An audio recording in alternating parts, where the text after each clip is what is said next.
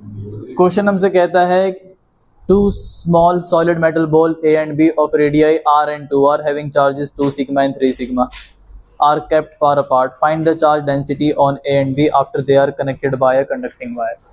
हमारे पास दो मेटेलिक स्फीयर है, स्टॉप राइटिंग, जरा ध्यान दो।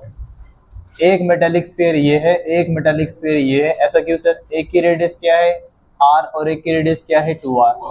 इसका बताना डेंसिटी कितना दिया हुआ है 2 सिग्मा और इसका डेंसिटी कितना दिया हुआ है 3 सिग्मा। ये बोलते हैं कि यदि आप इन दो चार्जेस को, इन दो मेटेलिक स्फीयर को एक तार से जोड़ देते हैं तो तार से जोड़ने के बाद जो इसकी नई डेंसिटी आएगी वो कितनी होगी। ठीक है, तो क्वेश्चन हमको समझ आता है कि मांगता क्या। अच्छा, अब हम लॉजिक लगाते हैं कि यार जब इनको तार से जोड़ेंगे तब नेचर का लॉ कहता है कि जिस पे ज्यादा चार्ज होगा वो कम वाले की तरफ को चार्ज देना स्टार्ट करेगा। कब तक चार्ज देता रहेगा? जब तक कि दोनों का पोटेंशियल क्या ना हो जाए, इक्वल। तो इस लॉजिक को लगा के मैं यूज कर सकता हूँ। दूसरी बात, law of conservation of charge क्या कहता है? Charge before induction is equal to, नहीं यहाँ पे तो कंडक्शन है, charge before conduction should be equal to charge after conduction. अरे चार्ज पे फर्क नहीं पड़ता ना, चार्ज हमेशा सेम रहता है। अब इतनी मैथ सबको नहीं समझ आएगी। अब आपको सिग्मा का फॉर्मूला सभी को पता है। अगर मैं पहले वाले के लिए सिग्मा निकालता हूँ, सिग्मा का सरफेस चार्ज डेंसिटी का फॉर्मूला क्या होता है? Charge upon area. Surface area of sphere क्या होता है? 4 पाई आर स्क्वायर। सिग्मा ए की वैल्यू कितनी है? 2 सिग्मा। और ये क्या नाम है इसको? Q A. ठीक है, तो ये रख लेते हैं क्यू ए अपॉन में बचेगा 4 पाई आर स्क्वायर। मल्टीप्लाई करो, 2 4 जा, तो आपके पास पहले चार्ज की वैल्यू आई 8 सिग्मा पाई आर स्क्वायर। ठीक है सर, ये निकल गया पहला चार्ज।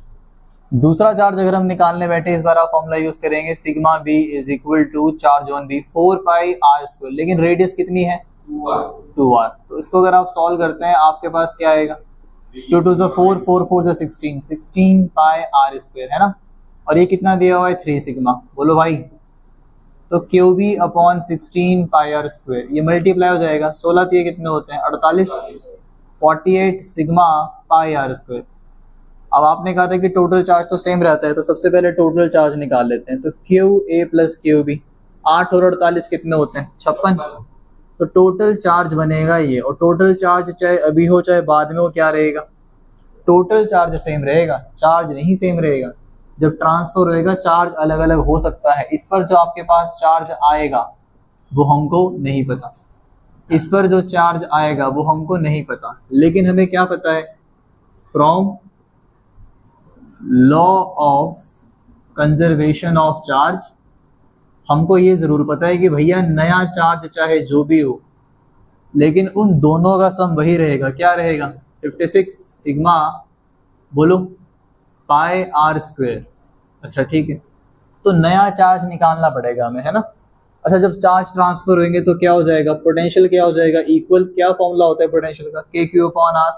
तो यहाँ पर आएगा के नया वाला चार्ज और अपॉन में रेडियस कितनी है? आर। यहाँ पर आएगा के क्यू डैश बी और रेडियस कितनी है? 2r। के से के कैंसिल, आर से आर कैंसिल, कोई दिक्कत किसी को? Basic maths. ये 2 मल्टीप्लाई हो जाएगा, तो यहाँ से आपने दूसरा वाला जो चार्ज है वो पहले वाले चार्ज के 2 टाइम्स है, हाँ है ना। बोलो, अब ये वैल्यू को आप यहाँ पे पुट कर लो, तो आपके पास वैल्यू बनी कि क्यू डैश ए, इसकी वैल्यू बोलो कितनी आएगी यहाँ पे? तो Q dash A is equal to 56 sigma pi are square. बोलो कितना बनेगा? 2 और 1 3, और यहाँ पे क्या बना? 56 सिग्मा पाई आर स्क्वायर। तो चार्ज कितना है बताओ? ये बना 56 upon 3 sigma pi are square. ये निकला पहले वाले का चार्ज, नया चार्ज।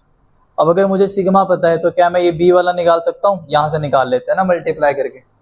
तो मुझे बताओ नया वाला कितना आ जाएगा? तो आप लिखे देयरफॉर जो नया वाला चार्ज होगा वो 2 टाइम्स हो जाएगा। बट इस 2 टाइम्स 56, 56 दूनी कितना होता है? 112। तो नया चार्ज आया 112 अपॉन 3, ये कटता है?